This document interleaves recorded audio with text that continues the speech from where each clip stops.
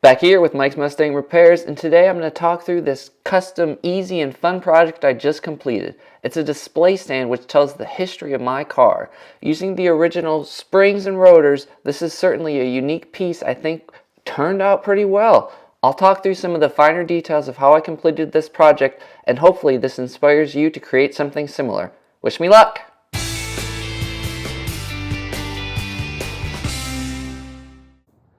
I had created this unique 11 by 14 inch canvas to talk about some of the key upgrades I made to my car with a picture of my car and just highlighting, what it is. And I think this is great, but there was really nowhere to put it. I also wanted to incorporate this window sticker, which is the original window sticker to the car. It's crazy because you can see $29,000 in 2002. It's amazing how affordable they were back then. Alright, so let's talk through the key components to this stand. The first is a top canvas. It's on a easel, clear easel, put that there.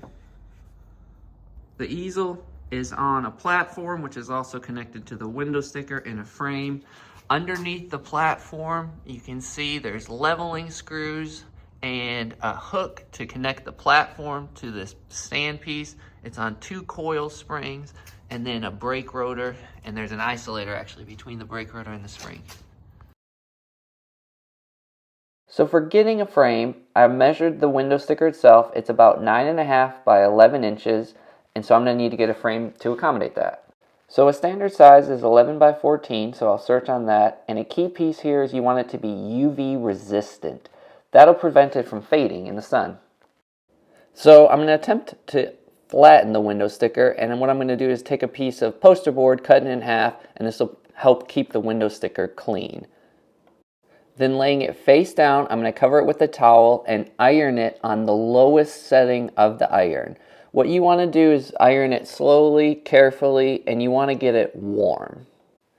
When you're satisfied with the warmth of the window sticker, go ahead and cover it with the other piece of poster board and cover it with the heaviest books that you have. Repeat this process once or twice until you're satisfied with how flat the window sticker is laying. You might not get it perfect, but this method should get it pretty well.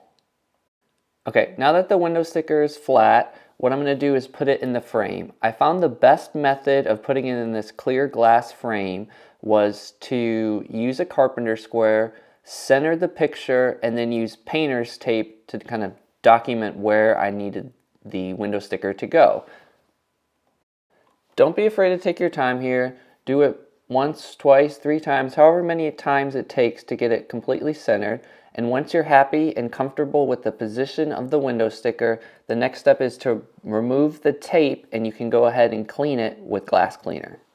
I'm going to switch over to making the stand now, and so I'm going to take the brake rotor, sand that down carefully, removing all the rough edges, and then I'm going to do the 2 springs as well. And once you're satisfied with the sanding, go ahead and wash with warm soapy water to remove any excess dust, and then wipe down with alcohol to remove any oils. For the rubber isolators, you can clean with a warm bath of hot soapy water and brush down with an old toothbrush. That'll remove all the debris. With the stand components complete and clean, I went ahead and started to spray down them with a gloss black finish, and you can see how nice they're turning out already. Remember, we're going to have to do both sides, so keep that in mind, but man, these are looking good. For the horizontal portion of the stand, I'm going to leave an inch of space between the frame and the edge and mark that with a carpenter square and straight edge. Using an old circular saw and a level clamp down to the board as a guide, I went ahead and cut the board to the specifications that I needed. With the excess, I went ahead and cut a small square that I will use to connect the stand to the base of the platform.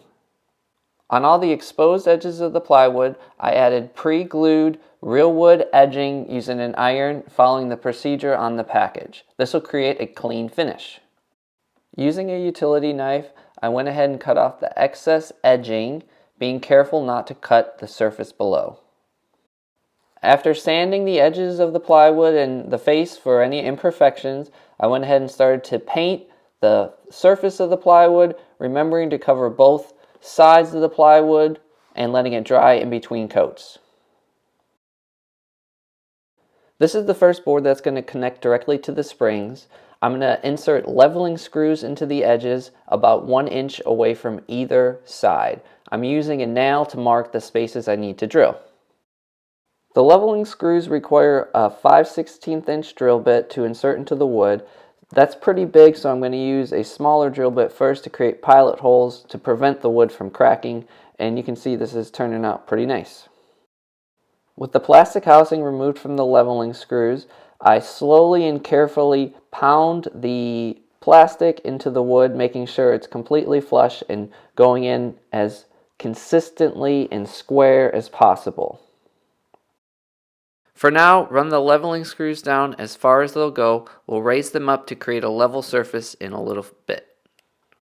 For the next part of the process, you want to find the center of the platform in terms of weight. And you can see the Monroney sticker is a little bit lighter than the picture I have, so I need to move the center back.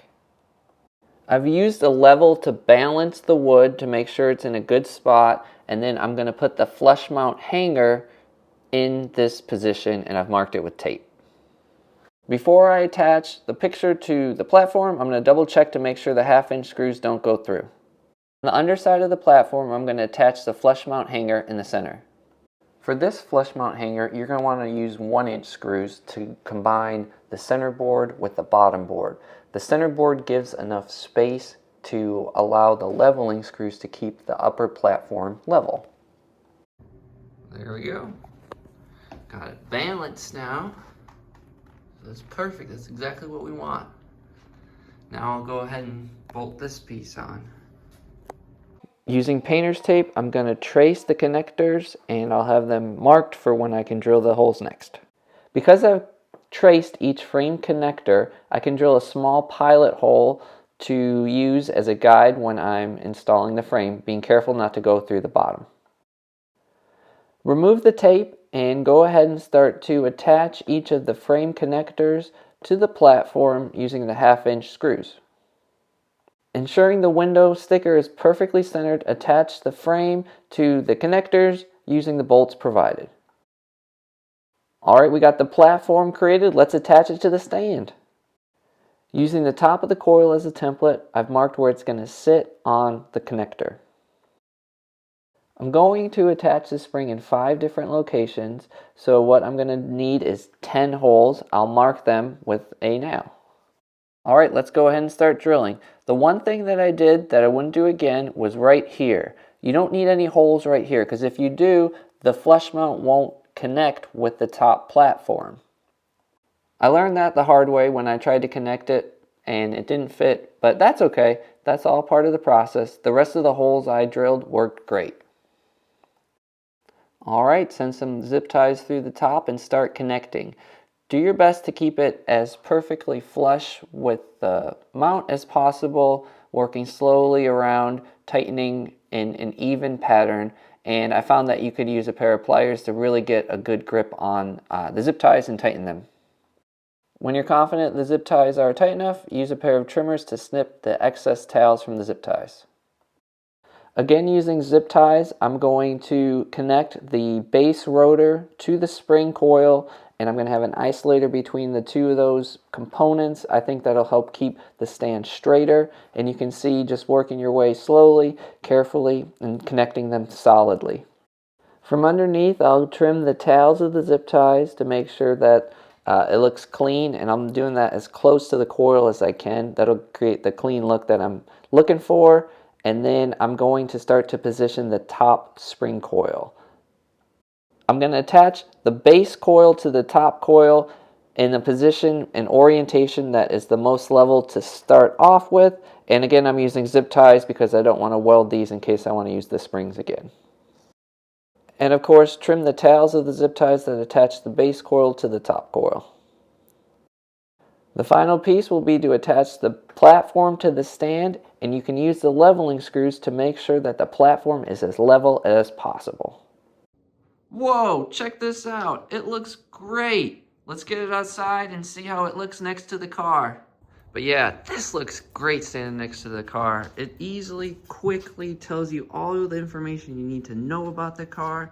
And I think it looks really good. I think it's gonna set my car apart. So if you found some value in this video, like and subscribe. I create content like this pretty frequently. This is gonna be the summer of sound, so got some projects queued up for this summer. But thanks for watching.